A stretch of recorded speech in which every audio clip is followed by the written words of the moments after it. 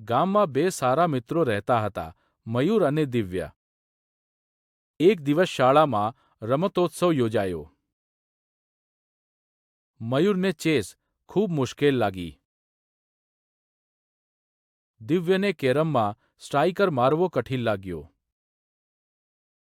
પણ દિવ્યે કહ્યું, નવું શીખવા માટે પ્રયત્ન જરૂરી છે. બંનેએ રોજ પ્રેક્ટિસ કરી, નક્કી કર્યું કે હાર નહીં માનવી. સ્પર્ધાનો દિવસ આવ્યો, કેરમની મેચ શરૂ થઈ. પછી ચેસની મેચ આવી, આખી શાળા શાંત થઈને જોઈ રહી. અંતે દિવ્ય જીત્યો, પણ મયુરે પણ અદ્ભુત રમત બતાવી.